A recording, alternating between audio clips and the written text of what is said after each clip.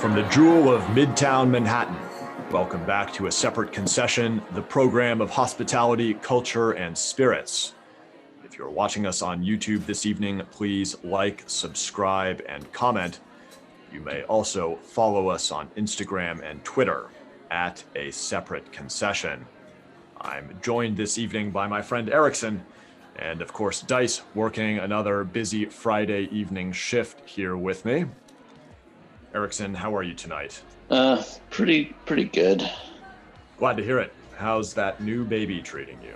None of us like the baby, and he doesn't like us. Sounds like the next 20 years should be absolutely delightful. At least it's mutual. I'm going to recommend counseling for that baby and perhaps another drink for you. Dice, you have any parenting advice for Erickson over here? Yeah, I was thinking about the last 4 days where I basically had to pretend to do work and also have the kids couldn't go to school, so I had to oversee their online learning and also do all the housework. And I was thinking, man, I'm tired. And then I thought back to what it was like when I had a 1.5-year-old and a half-year-old, and it doesn't compare. So it gets better, just is what I'm trying to say. Excellent material for our upcoming spin-off show with Dice and Erickson, the Pandemic Parenting Program. I don't have an infant at home, but I have had a recent and fairly major life change. All summer long, with the heat and grime and sweat clinging to us like a Dior bodycon, most of us want our liquor to clean us from the inside out. My personal preference is for Blanco tequila with a little bit of lime and a lot of ice. Most New Yorkers I know just drink ice-cold vodka and call it a martini. But now with the changing season, Christmas trees are on sale all over Fifth Avenue, and the days are shorter than the list of guests allowed in your apartment this holiday season. Winter is here. And if you're like me, you reach for bigger, warmer drinks during the hibernal months. I like big red wines, bourbon, and rich cocktails. Dice, do you vary your drinking seasonally, or it's pretty much the same thing all the time? No, I think I do change it. It mostly depends on where I'm at. I try to drink local. If I'm traveling, if I'm in Italy, I'm not drinking mezcal, if that's what you're asking. All right. No mezcal for Dice when he's in Italy. And thanks for bringing up Italy, Dice, because that's where I want to go now. We can't literally go to Italy, of course. COVID travel restrictions and all that. But we can travel to Italy in spirits. In spirits. In spirits? I didn't think that was very good, but... All right. Nobody likes my puns. No. But it's true. Spirits, wine, and beer are amazing ways to experience a country or a far-flung land that you can't actually get to. So let's talk about the flavors of Italy. Rich and bitter, piney and herbaceous, tannic, earthy, sweet, spicy, even tropical.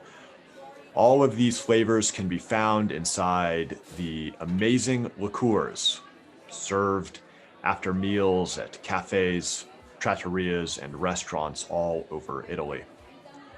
I am talking, of course, about Amaro. And if you're not familiar with the wonderful world of Amaros, this might be the winter to acquaint yourself. So let's learn about Amaro. What are they? Where are they from? And how might you drink them? Amaros. Amari would be the plural in Italian, but here in New York City, I think we are most comfortable saying Amaros. Amaros are an Italian herbal liqueur, not defined nationally, as bourbon is the national spirit of the United States, or Scotch, Irish, or Japanese whiskeys are defined by the nation of their origin. And while we have some notable counterexamples, St. Agrestis Amaro, for instance, produced right here in New York City, or Bekarovka, famous of the Czech Republic. I think we are nonetheless safe in stating that Amaros are an Italian herbal liqueur. They range pretty widely in alcohol, from about 15 to 40% alcohol by volume. Common flavoring ingredients include citrus rinds, star anise, cinnamon, cloves, cardamom, myrrh, and gentian root. What does gentian root taste like? Gentian root is intensely bitter, sometimes called bitter root or bitter wort. Gentian is the bitterness in Campari, for example. Yeah, I'm not really allowed to buy Campari anymore. I suspect there's probably a pretty good reason for that. But gentian root, named for King Gentius of Illyria, what is now the modern-day region of Bosnia, has been an important part of European herbal medicine for over 2,000 years. It has been used to treat everything from sinus infections to digestive issues and even cancer, and it is frequently applied topically to burns, cuts, and wounds. So, if we are making our Amaro, we are going to macerate, decoct, or boil our flavoring agents into their essences. We'll then add a significant amount of sugar, filter out our new liqueur, and in many cases, age in an oak barrel as the final step before bottling. There are thousands of unique Amaros served all over Italy.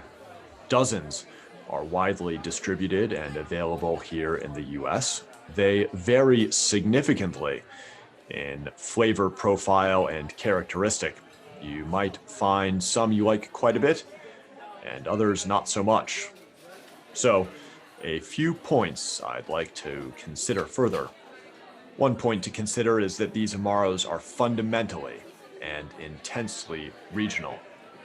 Perhaps in our first example, all of the herbs and botanicals were collected from a single mountainside of the Italian Alps.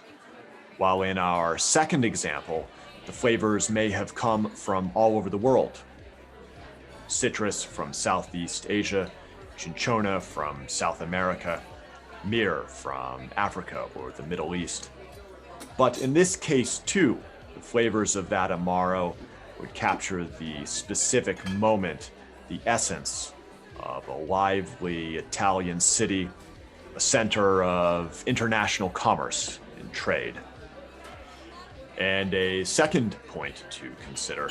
But first, Erickson, it looks like you're almost finished with your drink. Can I make you a fresh cocktail? I'm in the mood for a rye, something nice. I've got just the thing for you. Let's stir up a Brooklyn cocktail for my friend Erickson here. We're going to start with a nice rye whiskey for this cocktail. And the Brooklyn cocktail also makes terrific use of an Amaro. One of my very favorites, this is China China, a French Amaro. The French call them Amers. And this has rich caramel and bright orange flavors that are going to balance very nicely with the spiciness of the rye whiskey here. The Brooklyn cocktail was traditionally made with another French Amer called Amer Picon, but that is no longer available in the United States. The China China, however, is a terrific substitution, though this bottle, the cap has separated from the cork here, as you can see. It's going to cause a little bit of a problem getting it open. And if I cannot get this open with my fingers, I'm going to want to use pliers here instead of a corkscrew, because I don't want to create a hole in the cork that will allow oxygen into the liqueur over time. We will probably try to replace this top before the end of service here. But for now, there we are. And again, I don't want to get too hung up on the apparent contradiction here. where on the one hand, I'm stating that Amaros are from Italy, and in the other hand, I'm holding an Amaro from France. Nationality is certainly one way to think about and categorize groups of spirits, but if you are an inquisitive drinker or setting up a bar, flavor profile and characteristic are probably even more important when considering what liqueurs to group together. If you're a Scotch drinker, you are drinking malt whiskey from Scotland, and you might do well to first explore the malts of Scotland, but you're also going to want to expand your palate to malt whiskeys from the United States, Ireland, and Japan. If you're at a bar, you're likely to find all of your malts grouped together. And if you're looking for Amaro, they are likely to be grouped together as well, whether or not they are all from Italy. You're watching A Separate Concession, the program of hospitality, culture, and spirits. If you are watching us on YouTube, please subscribe, like, and comment. You may also follow us on Twitter and Instagram at A Separate Concession. When we come back, we will discuss 3 delicious Italian Amaros and consider the geography, history, and flavors that make each possible and unique.